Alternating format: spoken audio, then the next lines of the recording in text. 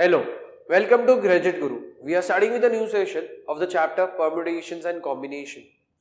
Now, in this session, we'll be seeing what is permutation exactly. Now, students find difficult to identify whether it is a question which is based on permutation or combination. तो मैं पहले दो basic hint दूंगा कि what is permutation and what is combination, ये दोनों में basic difference क्या है. Now when it is a question which is related to arrangement या जहाँ पे order important होता है, in that case I will be saying it is question which is based on what? Permutation. And when it is a question which is based on combination, तो वहाँ पे the word which is important is selection, या फिर हम ऐसा बोलेंगे जहाँ पे ऑर्डर इंपॉर्टेंट नहीं है, मतलब मैं कोई भी ऑर्डर में वो काम करूं उससे कोई फर्क नहीं पड़ने वाला है, देन वी से it is a question which is based on what? Combinations. So this is the basic difference between permutation and combination. So here will see the meaning of it. A permutation is an arrangement in a definite order of a number of objects taken some or all at a time. We say in this case permutation of n different things taken r at a time is the total number of ways in which n objects can be arranged at r places in a line. It is denoted by P bracket n comma r or NPR or NPR. So this is nothing but what? The basic definition of what? Permutation. And it is written as, मैंने बोला P n comma r आ जाएगा और NPR आ जाएगा और NPR, and we write it as n factorial upon n minus r factorial. अच्छा, but ये वो case है जहाँ पे रिपीटेशन इज नॉट अलाउड. ये वो केस है जहाँ पे repetition is not allowed. And इसको मैं लिखूंगा r is always less than equal to क्या आएगा? n. दूसरा कंडीशन में लिखूंगा it is n raise to r हो जाएगा. ये वो केस है जहाँ पे रिपीटेशन इज अलाउड. सो इधर मैं मेरा मेन हेडिंग दे दूंगा एज व्हाट? परम्यूटेशन. एंड ये वो केस हो गया जहाँ पे रिपीटेशन इज नॉट अलाउड. तो यहाँ पे लिख देता हूं repetition is not allowed and all the letters are distinct. and इधर मैं लिखूंगा repetition is allowed and all letters are distinct. सो इसको भी मैं लिख देता हूँ. इट इज NP क्या आएगा? R, परम्यूटेशन का denotation. So we make a note of this part.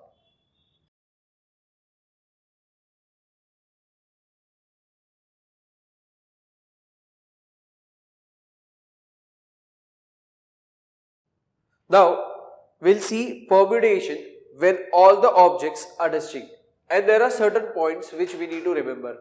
So in that, the first point says the number of permutation of n different objects taken r at a time when repetition of object is not allowed is NPR. So this was the first point, and यहाँ पे एक चीज याद रखना है, r will always be less than equal to n. Second point is the number of permutation of n different objects taken r at a time when repetition of object is allowed is n raised to r हो जाएगा. So I'll say NPR is equal to n raised to r. Next point is the number of permutation of arrangements or arrangement, I will say number of permutation or arrangement of n different objects taken all at a time when two specified objects always come together is 2 into n minus 1 factorial. Next point is the number of permutation of n different objects taken all at a time when m specified objects always come together is m factorial into bracket n minus m plus 1 factorial. Next is the number of permutations of n different objects taken are at a time when particular object is to be always included in each arrangement is NPR is equal to R into n minus 1 P R minus 1. Next, the number of permutation of n different objects taken are at a time when particular objects is never included in each arrangement is NPR is equal to n minus 1 PR. So these are the points to remember, and in this we'll also include one more point, that is while finding number of arrangement in which a specific object is always included or excluded, then the required number is n minus 1 P R minus 1 and n minus 1 PR respectively. While considering distinct arrangements of all n objects with repetition, the answer is n factorial upon n1 factorial, n2 factorial, nk factorial, where there are n1 objects of type 1, n2 objects of type 2 and nk object of type k, and n1 plus n2 plus nk is equal to n हो जाएगा. While considering number of arrangements along a circle or any closed curve, the required answer is n minus 1 factorial. Further, say if we want to find number of arrangements of n person along a round table so that no person has the same two neighbors, the answer is n minus 1 factorial upon 2. So this were the points which we need to remember for permutation के conditions. ठीक है? तो start with question number 11. Find the value of दिया है and मैं बोलूँगा first value है 10p5. Now जब ये condition बोला है 10p5, तो इसको मैं लिखूंगा this is nothing but what npr जैसा है. So formula of npr क्या था? It was n factorial, मतलब ये हो जाएगा 10 factorial upon n minus r factorial, तो 10 माइनस 5 उसका factorial. सो मैं बोलूँगा दिस इज 10 factorial अपॉन क्या आएगा 5 factorial. सो ये हो जाएगा 10 into 9 into 8 into 7 into 6 into 5 factorial whole divided by क्या आएगा 5 factorial. सो ये और ये पार्ट कैंसिल हो जाएगा. सो अब मैं बोलूँगा ये हो जाएगा 10 into 9 into 8 into 7 into 6. So that becomes 30240. ये हो गया मेरा first part of the question. Now my second part says it is 7p0. So ये हो जाएगा 7 factorial upon 7 minus 0 factorial. So ये हो जाएगा 7 factorial upon 7 factorial and this is equal to क्या आएगा 1. मतलब in general मैं बोल सकता हूँ, so यहाँ पे मैं लिखता हूँ in general np0 will always be equal to क्या आएगा 1. ये चीज याद रखना है. Then I say the third part of the question is 5p5.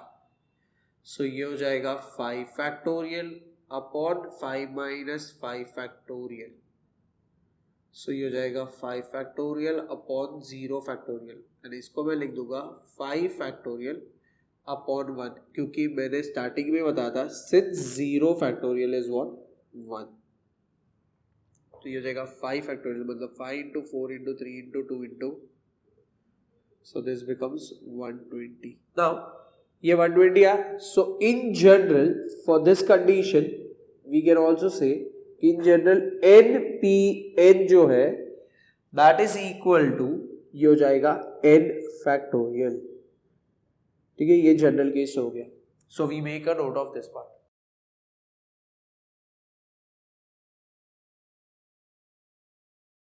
We start with the next question, that is question number 12. If NP3 is to NP6 is equal to 1 is to 120, find the value of n. So यहाँ पे I'll write this is question number 12 लिखता हूँ. It is NP3 is to NP6 is equal to 1 is to 120. So यहाँ पे is to दिया है तो NP3 is to को अपॉन लिखेंगे NP6 is equal to 1 upon 120. So NP3 के लिए I write this in terms of the formula. It is n factorial upon n minus 3 factorial आ जाएगा divided by n factorial upon n minus 6 factorial आ जाएगा. This is equal to 1 upon 120. So according to this ये हो जाएगा n factorial upon n minus 3 का factorial divide है. अगर उसको into लिखा तो ये जो पार्ट है वो रेसिप्रोकल हो जाएगा. मतलब ये हो जाएगा n minus 6 factorial और ये हो जाएगा n factorial. This is equal to 1 upon 120. So ये और ये पार्ट कैंसिल हो गया. So this becomes n minus 6 factorial upon n minus 3 factorial. This is equal to 1 upon 120. So जब ये सिचुएशन आता है, इतना कंडीशन अगर समझता है तो इतना समझना है कि ये दो में अभी जो बड़ा नंबर है वो कौन सा है ये देखना है. So ये दो में बड़ा नंबर जो है वो है n minus 3. सी अगर नहीं समझ में आता है तो we can consider the value of n. अच्छा अभी ये n minus 6 है और ये n minus 3 है तो मैं क्या करूँगा, मेरा जो वैल्यू ऑफ n रहेगा खाली समझने के लिए मैं कोई भी रैंडम वैल्यू लूँगा, बट यहाँ पे मैं प्रेफर करूँगा कि वो वैल्यू 6 से बड़ा हो ताकि मेरे को पॉजिटिव नंबर आए तो मेरे को इजीली समझ में आए. सो अगर समझो मैंने 10 लिया तो 10 minus 6 तो ये हो जाएगा 4, 10 minus 3 तो ये हो जाएगा 7. मतलब इतना समझ में आता है. ये दो को अगर मैं ध्यान से देखता हूं तो ये वाला जो नंबर है दैट इज n minus 3 ये बड़ा नंबर है. सो हमने क्या सीखा है, जो भी बड़ा टर्म है उसको छोटे के टर्म्स में लिखना है. सो ये टर्म को मैं लिखूंगा n minus 3, फिर ये आएगा n minus 4, फिर ये आएगा n minus 5. मतलब सी अपना जनरल फॉर्मूला जो है वो फैक्टोरियल का वो है n minus 1. अच्छा बट वो कब होता है, जब वो n फैक्टोरियल होता है. अब यहाँ पे n फैक्टोरियल के जगह पे n minus 3 फैक्टोरियल है तो मेरा स्टार्ट होगा विद n minus 3, फिर वो हो जाएगा n minus 3 minus 1 इसलिए n minus क्या लिखा 4, n minus 3 minus 2 इसलिए यहाँ पे लिखा n minus 5 into n minus 6 factorial is equal to 1 upon 120 आ जाएगा. ये और ये टर्म कैंसिल तो ये इधर जाएगा और ये टर्म इधर आएगा. So this becomes 120 which is equal to n minus 3, n minus 4, n minus 5. Now एक और चीज समझना है, सिंस ये 3 कंसेक्यूटिव नंबर्स है तो मुझे 120 का ऐसा फैक्टर्स ढूंढना है जो 3 कंसेक्यूटिव नंबर्स हो. सो इसको मैंने एज इट इज लिखा. अब यहाँ पे देखते हैं इट इज 120 तो मैं ऐसा बोलूंगा 2 तो ये हो जाएगा 60, 2 तो ये हो जाएगा 30, 2 तो ये हो जाएगा 15, 3 तो ये हो जाएगा 5 और इधर एक आ जाएगा 5 1 सो अब एक चीज समझना है, एक नंबर फिक्स है दैट इज 5. अच्छा अभी जो बचे हुए नंबर्स है तो मुझे इधर दिख रहा है ये 3 2 6 होता है और ये 2 2 4 होता है. अच्छा तो मेरे को क्या समझ में आ रहा है, मेरे पास 3 कंसेक्यूटिव नंबर्स तो मेरे को इतना समझ रहा है इट इज व्हाट 4 5 6. अच्छा अब मुझे उसको प्रॉपरली अरेंज करना होगा. सो 4 5 6 में सबसे बड़ा नंबर क्या है 6, तो 6 into 5 into क्या आएगा 4. 6 into 5 into 4 ये लिखना बहुत जरूरी है बिकॉज ये ऑर्डर जरूरी है। एंड इसके बाद मैं लिखूंगा by comparing it is 6 which is equal to n minus 3, so it is 6 plus 3 which is equal to n, it is 9 equal to n, therefore n is equal to क्या आएगा 9।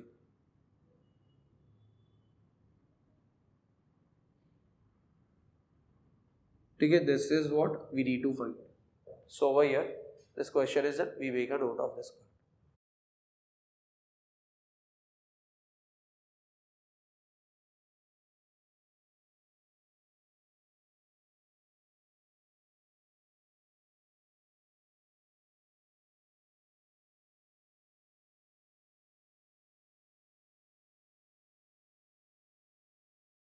Start with the next question, that is question number 13. Find the value of x and y if x plus y p2 is equal to 56 and x minus y p2 is equal to 12. So over here I'll say this is question number 13 there. It is x plus y p2. So ये चीज है ना मैं bracket में लिखूंगा is equal to 56. x minus y p2 is equal to 12. ये दो conditions दी है। So over here I start this way कि ये जो पार्ट है दिस बिकम्स n एंड ये जो पार्ट है this becomes what r। So अभी फर्स्ट पार्ट से स्टार्ट करते हैं। It is x plus y in the bracket p2 हो जाएगा इज इक्वल टू 56। सो ये हो जाएगा n का factorial upon n minus r factorial is equal to क्या आएगा 56। सो अब ये दो में बड़ा नंबर कौन सा है? देखो क्लियरली दिख रहा है x प्लस वाई है और इधर दिख रहा है x प्लस वाई जो भी है -2 करना है, तो this is the bigger number. सो वो बड़े नंबर को छोटे नंबर के टर्म्स में लिखना है, तो ये हो जाएगा x प्लस वाई, दूसरा आ जाएगा x प्लस वाई -1, उसके बाद आ जाएगा x प्लस वाई -2 का factorial whole divided by x plus y -2 the whole factorial is equal to क्या आएगा 56। तो ये और ये टर्म गया। सो यहाँ पे ये आ जाएगा x plus y into x plus y -1 is equal to 56। जब मैं ये लिखता हूं तो इधर क्लियरली समझ में आता है this is nothing but what, this is to consecutive terms. तो मुझे 56 का ऐसे प्रोडक्ट चाहिए जो दो कंसेक्यूटिव नंबर हो। तो एक चीज समझ में आएगा, इट इज 8 इंटू 7 किया तो 56 होता है। This is product of two consecutive terms. तो यहां पे मैं लिख सकता हूं x plus y is equal to 8। अच्छा, बट इधर क्या लिखूंगा? तो मैं लिखता हूं बाय कंपेयरिंग, एंड इसको मैं मार्क कर दूंगा as what equation number 1। Same way मैं स्टार्ट करूंगा with what the second part. तो x minus y p2 is equal to 12 ये दिया है। सो ये हो जाएगा x माइनस वाई का factorial upon x minus y -2 का factorial, this is equal to क्या आएगा 12। अगेन ये दो में अगर मैं नंबर देखता हूं तो x माइनस वाई जो है ये बड़ा नंबर है। सो ये हो जाएगा x माइनस वाई, ये हो जाएगा x माइनस वाई -1, ये हो जाएगा x माइनस वाई -2 का factorial whole divided by x minus y -2 का फैक्टोरियल इज इक्वल टू ये हो जाएगा 12। सो ये और ये टर्म कैंसिल हुआ। अच्छा, again if I observe this तो यहाँ पे ये दो वापस से दो कंसेक्यूटिव नंबर्स है। सो इधर मैं लिखूंगा x minus y -1 is equal to, अच्छा 12 दो कंसेक्यूटिव नंबर का प्रोडक्ट, तो मैं लिखूंगा 4 3 एंड इधर मैं लिखूंगा बाय कंपेयरिंग, या फिर क्या लिखेंगे यहाँ पे by comparing we get x minus y is equal to क्या आएगा 4 and I mark this as equation number 2। So अब मैं लिख सकता हूं यहाँ पे x plus y is equal to 8, x minus y is equal to 4। So यहाँ पे ये कैंसिल हो जाएगा, ये हो जाएगा 2x is equal to 12 so x is equal to 12/2, x is equal to क्या आएगा 6। मैं उनका put x is equal to 6 in equation number क्या आएगा 1। सो ये हो जाएगा 6 plus y is equal to 8, तो y is equal to 8 minus 6, so y is equal to क्या आएगा 2। देयरफॉर लास्ट में लिखूंगा x is equal to 6, y is equal to 2. With this question is done. We make a note of this question.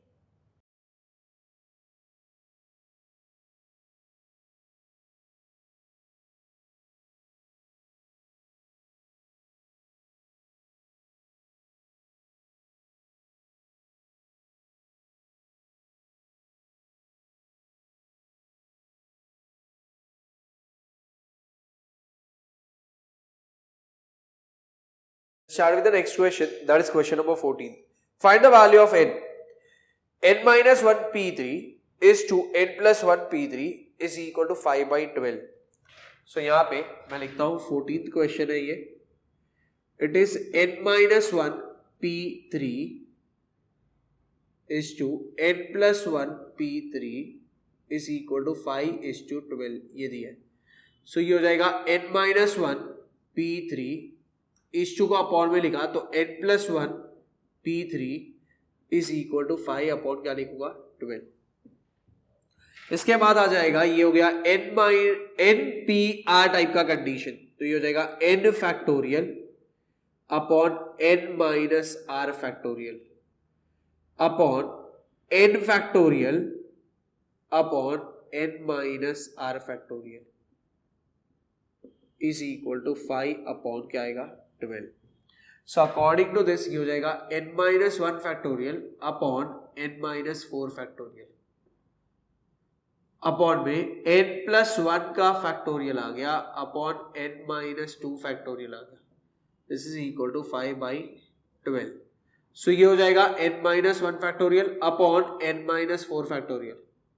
अच्छा ये divide है, ये divide को अगर मैंने इनटू लिखा तो ये जो टर्म है वो उल्टा हो जाएगा, तो ये हो जाएगा n माइनस 2 का फैक्टोरियल अपॉन n प्लस 1 का factorial, this is equal to 5/12। अब n माइनस 1 फैक्टोरियल लिखा अपॉन ये वाला टर्म यहां पे लिखा इनटू n माइनस 2 का फैक्टोरियल अपॉन n माइनस 4 का factorial, this is equal to 5 क्या आएगा 12। नाउ अब मैंने ये नंबर को यहाँ पे क्यों लिखा और ये नंबर को यहाँ पे, बिकॉज ये नंबर जो है वो इसके नजदीक का नंबर है एंड ये वाला जो नंबर है वो इसके नजदीक का नंबर है, तो उसके अपॉन में लिख दिया। अब ये दो में बड़ा नंबर कौन सा, तो n प्लस 1, और ये दो में बड़ा नंबर कौन सा, तो n माइनस 2। तो यहाँ पे मैं ऐसा बोलता हूँ n माइनस 1 का फैक्टोरियल आ जाएगा, ये हो गया n plus 1 into n minus 1 का फैक्टोरियल इनटू ये हो गया n माइनस 2, ये हो गया n माइनस 3, ये हो गया n minus 4 factorial upon n minus 4 का factorial, this is equal to 5/12। So ये टर्म और ये टर्म गया, ये टर्म और ये टर्म, सो ये हो गया n माइनस 2, ये हो गया n माइनस 3 अपॉन ये हो जाएगा n plus 1 into n is equal to 5/12। So यहाँ पे आ गया 12 ब्रैकेट n माइनस 2 है n माइनस 3 है, 5 ब्रैकेट n प्लस 1 है इंटू n है, ये 5 हो जाएगा, ब्रैकेट में आ जाएगा n स्क्वायर प्लस n, ये 12 आ गया, ब्रैकेट में आ जाएगा n square minus 2n minus 3n plus 6। अच्छा ये कैसा हो गया, तो n इंटू n हो गया n square minus 2 into n हो गया minus 2n, n into minus 3 तो minus 3n minus 2 into minus 3 तो प्लस 6 हो गया। सो ये हो जाएगा 12n square minus 24n minus 36n sorry plus 72 is equal to ये हो जाएगा 5n स्क्वायर प्लस 5n। सो अभी अगर मैंने ये कैलकुलेट किया तो ये हो गया 12n square minus 5n square, फिर आएगा माइनस 24n माइनस 36n, ये हो जाएगा minus 60n minus 5n plus 72 is equal to 0, तो ये हो गया 7n square minus 65n plus 72 is equal to क्या आएगा 0। सो जब ये कंडीशन आ रहा है तो यहाँ पे ये 7 है और ये 72 है। सो 7 और 72 ये कंसिडर किया। सो 7 के फैक्टर्स तो 7 ही आएगा, तो 7 इंटू 1 ही लिखूंगा इसको। एंड 72 जो है उसको 2 इंटू 2 इंटू 2 इंटू 3 इंटू 3 ऐसा लिखूंगा। सो ये हो गए उसके प्राइम फैक्टर्स। सो ये सारे फैक्टर्स लेके अब मुझे यहाँ पे ऐसे नंबर्स लेना है। नाउ सी प्रोडक्ट जो है वो पॉजिटिव है। Now since the product is positive तो मेरे दोनों के दोनों नंबर क्या आएगा प्लस, या फिर दोनों के दोनों नंबर क्या आएगा माइनस। सो जब ये कंडीशन होता है तो अभी मेरे को यहाँ पे ये नंबर्स देखना है कि जो मेरे को क्या आंसर थे 65। अब मैं देखता हूं अगर समझो 7 तो 7 इंटू 2 तो 14 हुआ, 14 2 जा 28 हुआ, ठीक है। और ये 3 3 जा 9 हुआ, 9 2 जा 18 हुआ। 18 और 28, अच्छा ये दो को ऐड किया तो ये 46 देगा, बट मेरे को तो 65 चाहिए, तो इट इज नॉट पॉसिबल। तो 7 इंटू 2 इंटू 2 ये 28 था, इंटू 2 किया तो ये 56 हो गया, एंड 3 इंटू 3 तो ये 9 हो गया। अच्छा 56 और 9 ये दोनों को ऐड किया तो 65 हो जाता है। सो यहाँ पे मैं लिखूंगा it is 7n square minus 56n minus 9n plus 72 is equal to 0। So ये हो जाएगा 7n कॉमन आ जाएगा, n माइनस 8 आ जाएगा, माइनस 9 कॉमन आ जाएगा, n माइनस 8 आ जाएगा। सो ये हो जाएगा 7n माइनस 9, नहीं तो मैं बोल सकता हूँ n माइनस 8 ये कॉमन टर्म है और दूसरे ब्रैकेट में आ जाएगा 7n minus 9 is equal to 0। So n minus 8 is equal to 0 और 7n minus 9 is equal to 0। So n is equal to 8 आएगा और 7n इज इक्वल टू 9 आएगा। n इज इक्वल टू 8 और n is equal to 9/7, but n can not be 9/7 क्योंकि n जो है वो fraction में नहीं हो सकता है। सो यहाँ पे मैं लिखूंगा therefore n is equal to क्या आएगा 8। With this question is done, we make a note of this question.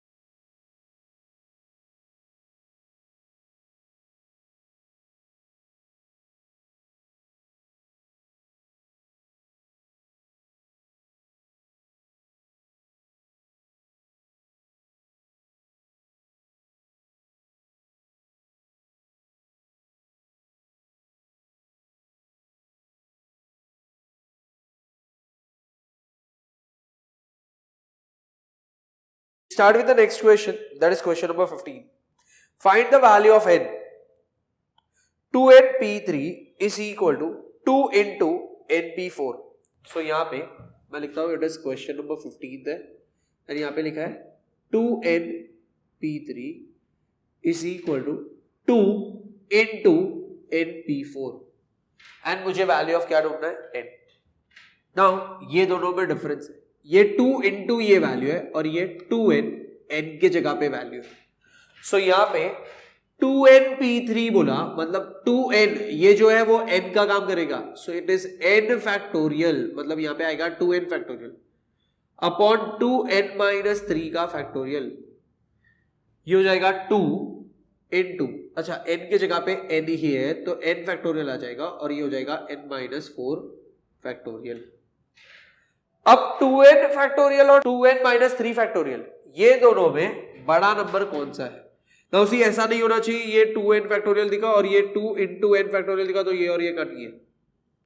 अच्छा ये कैंसिल नहीं हो सकता, इसलिए अभी मैंने बोला क्या ये दो में बड़ा नंबर कौन सा है। So it is 2n minus 1 आएगा, 2n माइनस 2 आएगा, 2n माइनस क्या आएगा 3 फैक्टोरियल अपॉन 2n माइनस 3 का फैक्टोरियल आ जाएगा। This is equal to 2 into, अच्छा ये दो में बड़ा नंबर क्या है तो मैं लिखूंगा n minus 1, n minus 2, n minus 3, n minus 4 factorial upon n minus 4 factorial. So ये वैल्यू और ये वैल्यू कैंसिल हो जाएगा। यहाँ पे मैं लिखता हूं ये और ये भी कट हो गया। अच्छा this value is equal to, ये हो गया 2 into n minus 1 into n minus 2 into n minus three, और ये साइड पे मैं लिखता हूं 2n into 2n minus one into, अच्छा इधर से मैं 2 कॉमन ले सकता हूं तो ये बच जाएगा n माइनस वन। सो अब मैं ऐसा बोलूंगा कि यहाँ पे ये n माइनस वन, ये n माइनस वन जो है वो क्या हो जाएगा, कैंसल। ये n और ये n जो है वो क्या हो जाएगा, कैंसल। ये 2 और ये एक 2 क्या हो जाएगा, कैंसिल। सो यहाँ पे इट इज 2 ब्रैकेट में 2n माइनस वन है is equal to n minus two है और ये है n minus three. So next step में ये हो जाएगा 4n minus two is equal to n square minus 2n minus 3n plus 6। तो देखो यहाँ पे क्या किया, 2 इंटू टू है तो इधर लिखा मैंने 4n, 2 इंटू माइनस वन तो यहाँ पे लिखा minus two, n into n तो ये हो गया n square, minus two into n तो ये हो गया minus two n, n into minus three तो ये हो गया minus three n, minus two into minus three इसलिए यहाँ पे लिखा प्लस सिक्स। सो ये हो जाएगा 4n minus two is equal to n square minus 5n plus six. तो यहाँ पे मैं जीरो लिखता हूं, ये हो जाएगा n square minus 5n minus 4n plus six plus two हो जाएगा। सो ये हो जाएगा zero is equal to n square minus 9n plus 8। So इसको अरेंज करके लिखता हूं, therefore n square minus 9n plus 8 is equal to क्या आएगा, जीरो। अब 8 के फैक्टर्स चाहिए, सो फैक्टर्स ऑफ 8 आर, तो मैं ऐसा लिखो 1 इंटू 8 आएगा, दूसरा होता है 2 इंटू टू इंटू टू। तो आप मुझे 8 के ऐसे फैक्टर्स चाहिए जो 9 आंसर थे, एंड कहने से ये भी प्लस है और ये भी प्लस है, मतलब प्रोडक्ट अगर पॉजिटिव होता है तो दोनों फैक्टर क्या होना चाहिए, प्लस, या दोनों फैक्टर क्या होना चाहिए, माइनस। सो अब मिडल टर्म जो है वो माइनस है तो दोनों टर्म क्या होना चाहिए, माइनस। तो यहाँ पे ऐसा कौन से दो नंबर है जिसको माइनस माइनस करने पे 9 आंसर आएगा, ये 1 है और 8 है, माइनस 1 माइनस 8 ये किया तो ये क्या हो जाएगा, माइनस 9। सो यहाँ पे मेरे फैक्टर्स हो जाएंगे n square minus n minus 8n plus 8 is equal to zero. तो n आएगा, ये हो गया n माइनस वन, माइनस 8 आ गया, ये हो गया n minus one is equal to zero. So ये हो जाएगा n माइनस वन, ये हो जाएगा n minus 8 is equal to zero. So n minus one is equal to zero और n minus 8 is equal to zero, n is equal to 1 और n is equal to क्या आएगा, 8। But अगर मैं देखता हूं यहाँ पे, अगर मैंने n का वैल्यू 1 लिया तो 2 इंटू वन ये हो जाएगा 2 एंड 2p3 ये पॉसिबल नहीं होता है क्योंकि वैल्यू ऑफ r जो है that can be r is less than equal to क्या होना चाहिए, n। सो इसलिए यहाँ पे मैं लिखूंगा n जो है this can not be what, 1। So therefore n is equal to क्या आएगा, 8। With this question is done. We make a note of this question.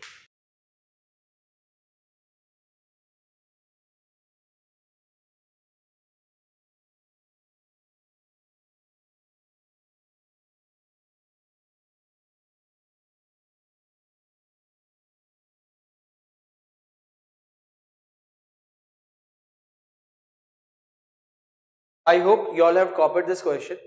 So this question is done and we also end this session over here. Please revise the concept which we have seen in this session so that it will be easy for you all to understand the next session. Thank you.